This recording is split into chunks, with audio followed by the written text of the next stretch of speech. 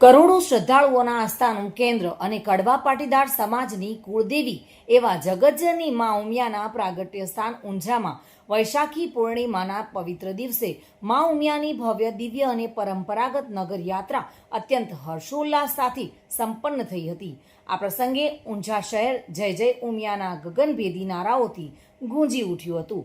વૈશાખી પૂર્ણિમાના શુભ દિને સવારે મંદિર સંકુલમાં વૈદિક મંત્રોચ્ચાર સાથે માતાજીની વિશેષ પૂજા આરતી કરવામાં આવી હતી અને ત્યારબાદ મા ઉમિયાને દિવ્ય રથમાં બિરાજમાન કરવામાં આવ્યા હતા.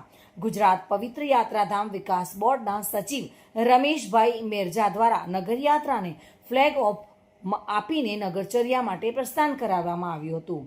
આ પ્રસંગે સંસ્થાના પ્રમુખ બાબુભાઈ જમનાદાસ પટેલ, જયંતિભાઈ પટેલ, ઉપપ્રમુખ રમેશભાઈ દૂધવાળા સહિતના ટ્રસ્ટીઓ, વિવિધ કમિટીના પદાધિકારીઓ, દાનેશ્વરી દાતાઓ, ભૂપેન્દ્રભાઈ ચુડાસમા, પૂર્વ મંત્રી એવા ગુજરાત રાજ્ય હરિભાઈ પટેલ, સંસદ મહેસાણા કે પટેલ ધારાસભ્ય તથા કારોબારી સભ્યો, ઉમિયા પરિવાર સંગઠન, મહિલા સંગઠનના પદાધિકારીઓ અને મોટી સંખ્યામાં ઉમા ભક્તોની ઉપસ્થિતિમાં લીલી ઝંડી ફ્લેગ ઓફ કરવામાં આવી હતી.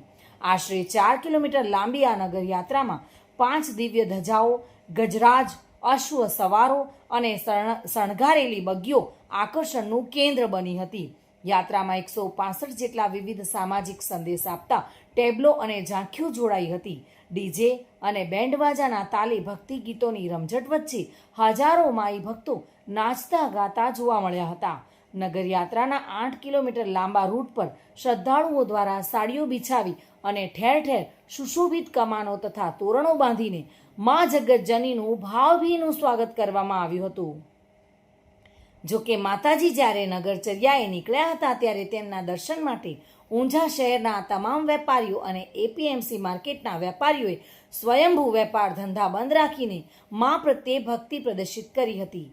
એપીએમસીના પદાધિકારીઓ દ્વારા માતાજીના ભાવપૂર્વક વધામણા કરવામાં આવ્યા હતા. લાખો શ્રદ્ધાળુઓએ પ્રત્યક્ષ દર્શનનો લાભ લીધો હતો, જ્યારે હજારો ભક્તોએ સોશિયલ મીડિયાના માધ્યમથી લાઈવ દર્શન કરીને ધન્યતા અનુભવી હતી.